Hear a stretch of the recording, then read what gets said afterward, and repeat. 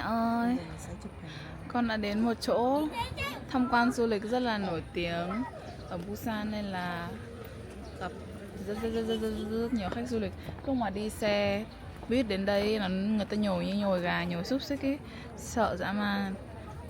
Với cả nó lên đỉnh xong rồi hơi có kiểu style Đà Lạt đi, thế là nó rất chi là đông và ngoắt ngoéo.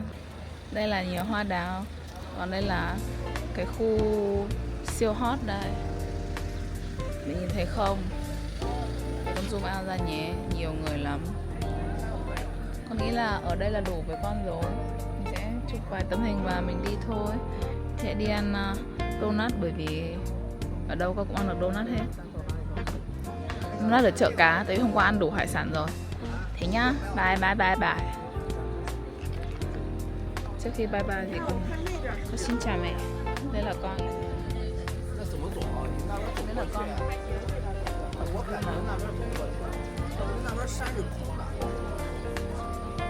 Đi về nhà sẽ cáp những tấm hình này lại. Bye bye.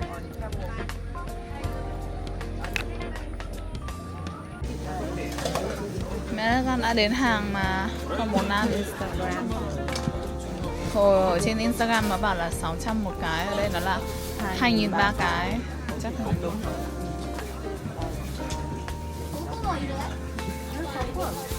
2.300 loại khác nhau nhá.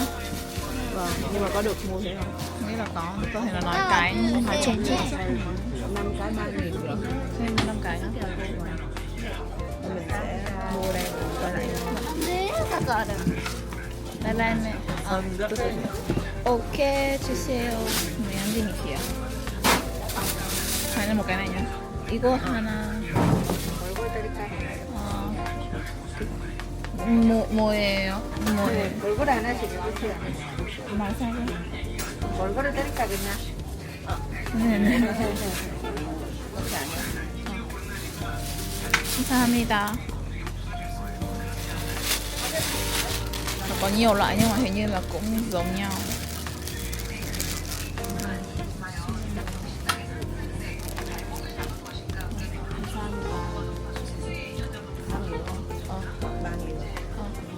감사합니다.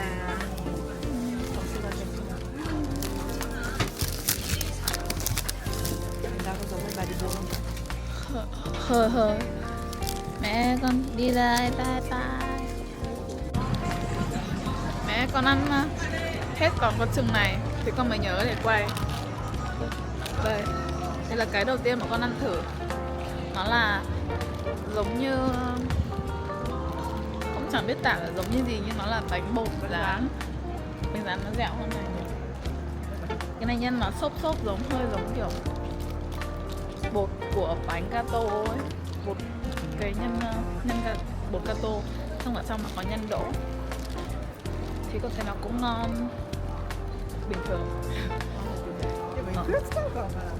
Bây giờ con sẽ đi ra chỗ chợ cá Chagachi để xem, tại vì con ăn đủ hải sản rồi nên là con chỉ đi tham quan thôi. Tại chỗ đấy người ta bảo hot, đến Busan là nên đi nên là con sẽ đi. See you there. Bye. 얘는 지금은 캐나다 있고요. 중국인짜리가 캐나다에 왔어요. Đây là đặc sản ở Busan đây. Tối nay con sẽ đi ăn. Nhưng mà cảm giác nó sẽ bị mắc bởi vì là nó là trên. chắc là dành cho khách rồi. Ở đây là thấy 1.500 một que. Korea 3.000 một que. Thì một món là một cái xiên đấy. Ở đây mùi cá.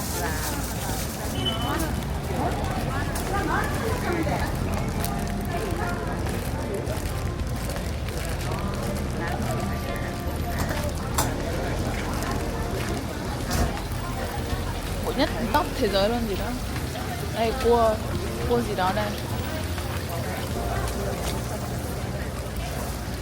Đây nhiều hải sản lắm này. Hôm qua con ăn con này mà con không biết nó là cái gì cả.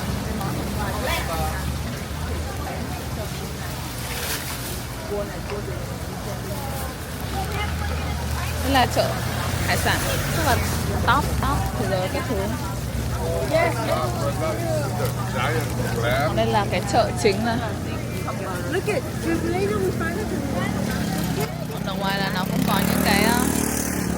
tiện các bác các cô các chú ngồi ở đây như cái chợ như ở nhà này. Bây giờ mình sẽ vào bên trong chợ chỗ mà người ta hay mua để ăn. Để vào trong vào Con đang đi vào cái trung tâm chính này. Còn ở ngoài này là người ta bán lẻ các thứ. Mẹ con vào đến nơi rồi. Đây là như này, nó có đến cả 160 mấy các thứ. 괜찮아요. Các cái chợ, các bác, các chú, các ông bà. người ta nói tất cả các thứ tiếng của đời Ở đây sợ quá. người ta đã không người ta kể Ta nói rất là nhiều thứ tiếng với mình, sau đó là người ta là không được tiếng. đây có cái trò bên con Jose Đây họ đi qua hàng nào là họ gọi mình hàng đấy. May là họ không bầu víu như ở Nam Đêm Môn, rất sợ lắm. Đây là lươn à?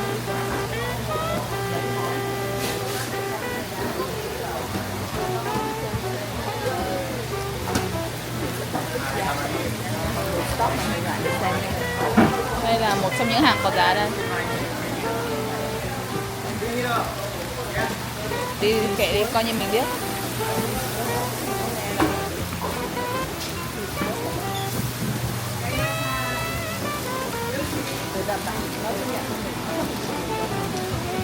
Đúng không, mình là một người. Chẳng có gì lắm. Gọi là thuê trong university. Nó là một cái dạng gì đấy mình thấy trên Instagram. Còn người mình nói là mình không nên nghe trên Instagram mà Mình vẫn đi răm rắp cũng là cái ra biển đi. Chốt lại là sau khi đi chắc là 1/5 cái chợ này thì con sắp đi ra rồi mẹ. Vì con thấy nó cũng thì mình nhìn cho biết, mình đi cho biết. Còn biết rồi thì thôi đi ra đây. Bây giờ con sẽ đi cái chỗ như Hoa vừa bảo là một cái Mermaid Island các thứ để mình ngồi ngay cạnh biển để ăn hải sản hoặc là ăn gì đó khác. Bye bye mẹ. Trước khi con cúp thì con lại trở lại. Đây là ngay cạnh cái chợ cái thì nó có cái khu như kiểu cảng này. Người ta chất dỡ hàng hóa ở đây và rất là nhiều tàu thuyền. Còn ở đây là như cái vịnh. Ok, có phải cam tròn không nhỉ? Ở trên cao cao kìa. Nhiều màu. Đây là bên cạnh một cái chợ cá. Họ bảo là khỏi cần tới Busan nhưng mà thôi đi cho biết mẹ. Đến để ăn một đống hải sản. xong rồi đi Jeju là được. Còn nếu mọi người muốn xem cảnh biển như này á, ở Việt Nam rẻ mà không cần đâu. Mình chốt lại thế mọi người xem vlog mình là được rồi. Hôm qua ăn hải sản xong con không biết đủ rồi, con sẽ không quay lại để ăn hải sản. Này, nó không hợp style lắm. Ở đây con thấy cũng hay, cũng khác. Nhưng mà 2 ngày là con nghĩ con khám phá đủ rồi. Ôi mấy con chim quỷ này to đùng luôn á. Thôi con cúp đi. Bye bye. Mẹ ơi, con đã đến cái chỗ con muốn đến. Đây là gọi là đảo Yeongdo. Thì ở chỗ này có một cái hoạt động là người ta sẽ ngồi ở ngay mép biển và ăn mì có view rất là đẹp. Bây giờ mình đi nha. Hôm nay con đã nhớ mang kính râm đi nên giờ con đang đeo kính râm. Bạn là Hoa đang làm người ảnh hưởng.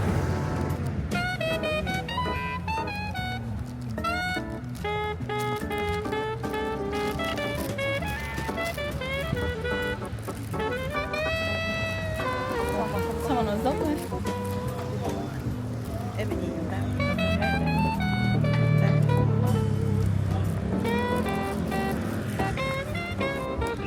Đấy, con đang ở chỗ mà ở trên mạng thì nó bảo là mình sẽ ngồi kê những cái bàn như kia để ra đây ngồi. Nhưng mà cảm giác là chắc là vì nguy hiểm hay gì đấy người ta hết cho rồi. Thôi bây giờ mình sẽ đi tìm hiểu xem. Thế nào? Không có đáng lắm. Đi tận ra đảo nhỉ? Cũng có view cũng đẹp. Thôi à.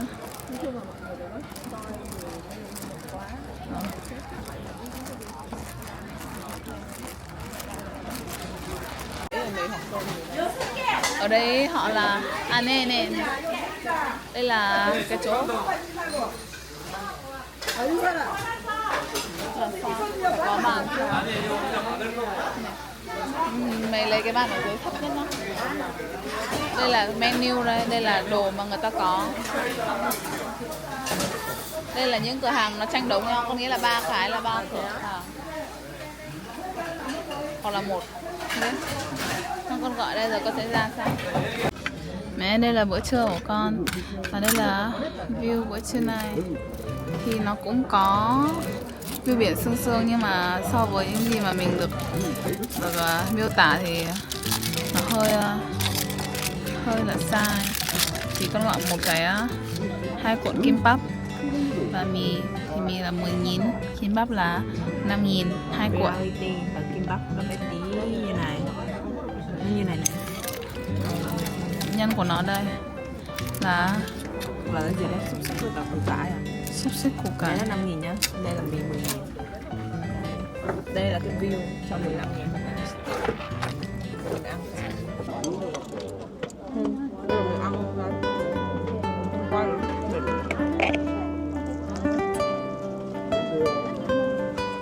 ăn 재밌다.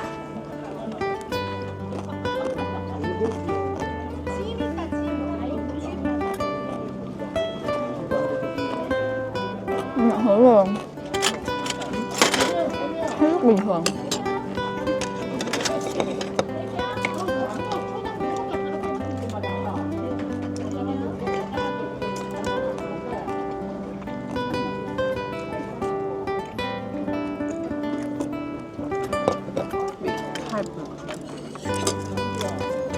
Nên cái accent của người ta thì là người Busan.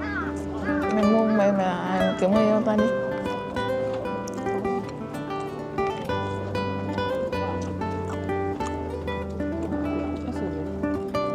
Accent của người ta là người Busan.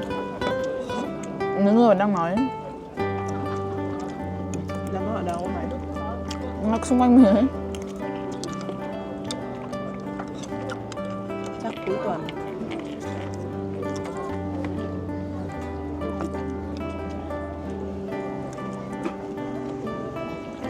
Đây lại ăn vẹn.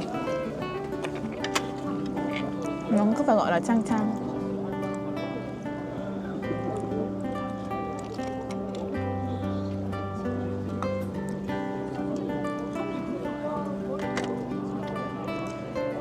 Trong cái này thì nó có vẹn với có mực, thì con thấy cũng sâu sâu bình thường.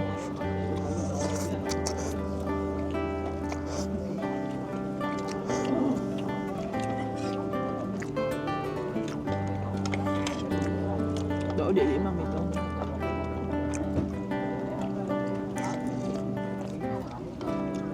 Vậy đó con ăn xong rồi con sẽ đi cà phê uống cốc nha.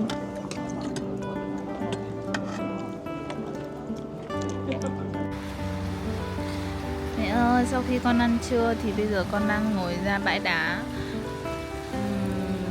một chỗ linh ta linh tinh nào đấy, để con ăn tráng miệng. Ngồi đây rất là chill chill, thích phết, kiểu không xô bồ mà không có nhiều người lắm. My style. Bây giờ mình sẽ ăn donut nhá.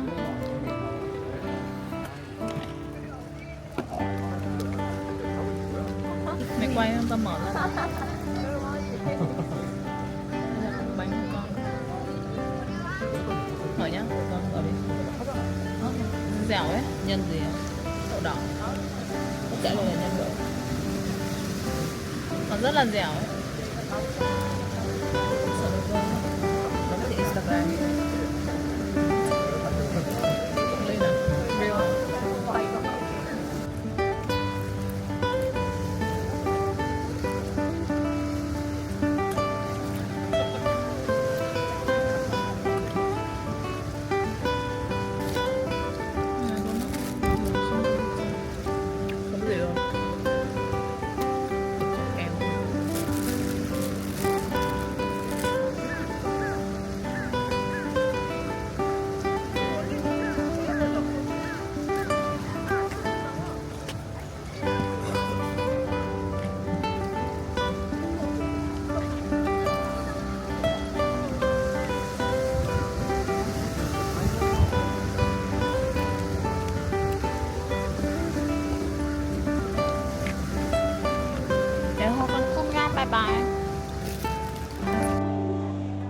bây giờ con đang ở quán cà phê mà có view biển đấy.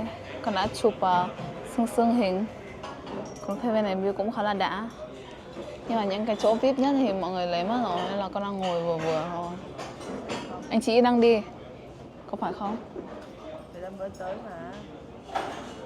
Con đang rất là hắm người ta đi. Kệ đi mà, đẹp. Vâng. Thì bây giờ đây là đồ con gọi bánh kem, cà phê, cam, latte, một cái nước sparkling gì đấy. Con không biết. Còn bây giờ sẽ là quay reel. Để xem bọn con làm màu nhé.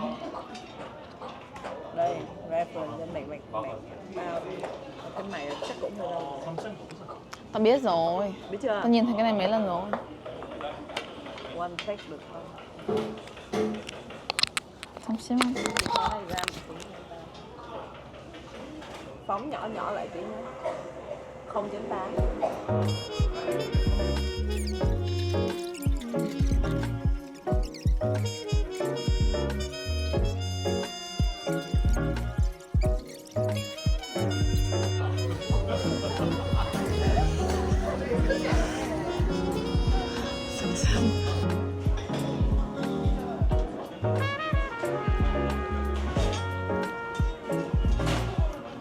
Chỗ này nếu mà mẹ đến thì con, nhưng Hoa bảo là cũng nên đi thử một lần cho biết, tại vì họ bảo đây là quán cà phê mà view gọi là đẹp nhất Busan đi, đẹp view đẹp view biển ấy, đẹp nhất Busan.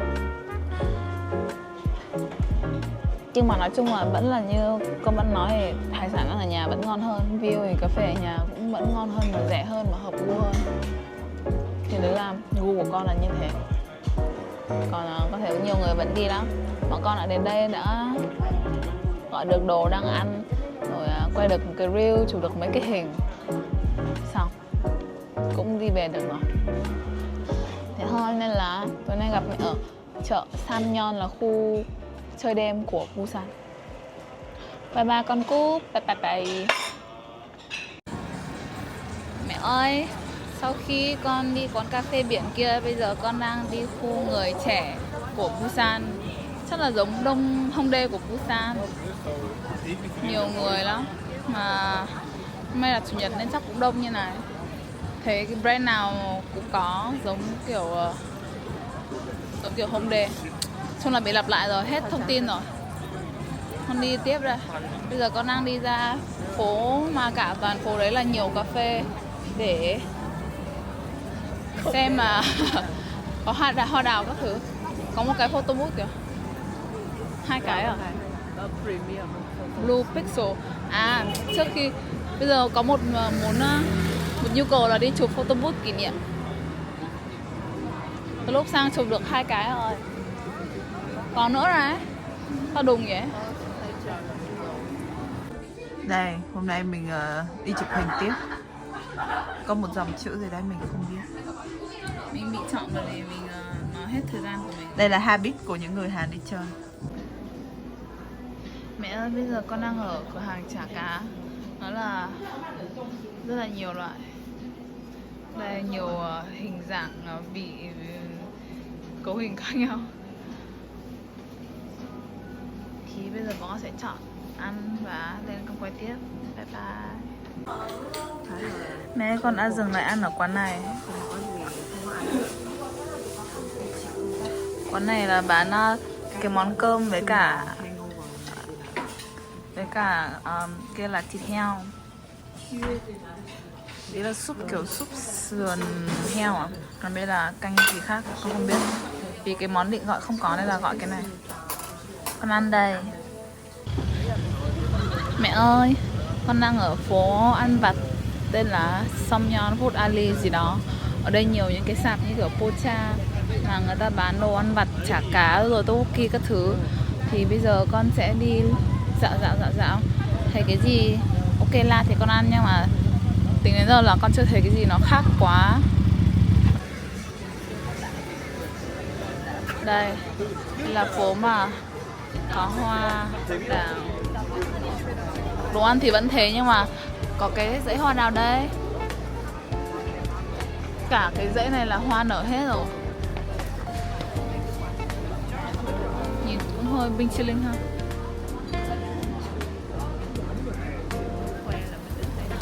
Nói chung là như vậy đấy, hết rồi. Lại cúp đây. Chào mẹ. Mẹ con đã dừng lại ở một hàng chả cá. Ở đây nó có giá niêm yết nên là con vào để cho đỡ bị bắt nạt. Tại vì những cái cô ở ngoài này thì không có giá nên là con chẳng biết đường nào mà lần cả. Đây. Đây là có kiểu cay này, tteokbokki là không cay. Có cả sốt nữa. Ăn thôi. Muốn ăn nồi chiên không? Thôi nhé.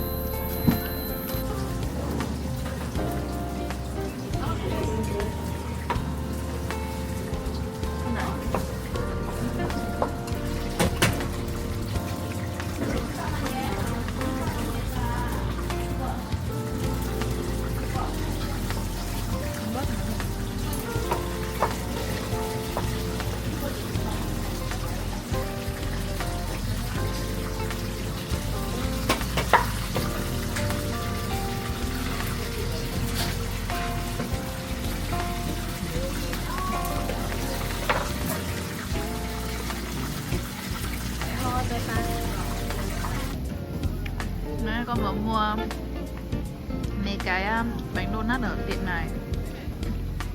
Đây, nó cũng bình thường lắm, nhưng mà thấy đông đông nên là xả vào ăn thôi. Bye bye. Mẹ ơi, mặt trời chưa lên con đã dậy rồi. Giờ con đang ra sân bay. Con chuyến bay lúc 7:25, 7:05 morning. Thì bây giờ là 6 giờ kém 8 phút. Con đã ngồi tàu và sẽ đến nơi lúc 6:15. Đã có boarding pass online rồi. Bây giờ con sẽ xuống tàu nhé. Rồi lại cúp đây, bye bye. Em bác này đang đi nhanh nhanh nên là khó thấy. Nhưng mà hôm qua ông kia đi tìm cái phố mà nhiều hoa anh đào để xem để chụp hình thì không có. Nên trên đường đi ra sân bay lại thì có một cái phố hai bên nó nở đấy hết rồi. Thế nó có món nổi không? Nhưng mà này chụp hình đứng giữa đường chụp à? Cũng là hợp lý. Nhưng mà đây nó to lắm. Như cái giá nhỏ ấy.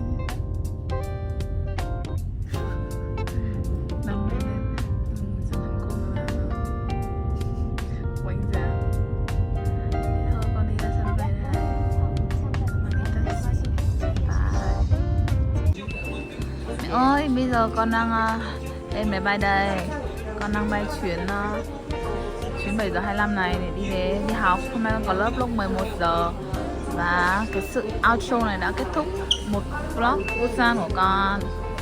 Mẹ lại hóng video. Chắc là mấy hôm nữa con đi xem hoa đào các thứ thì sẽ làm video về mùa hoa đào ở Hàn Quốc nha. Bye bye. See you next time. Hoa ơi.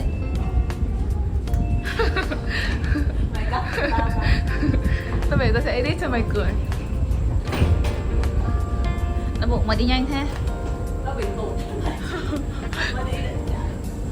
Mặt trời đang mọc lên rồi, lúc nãy nó còn chưa mọc.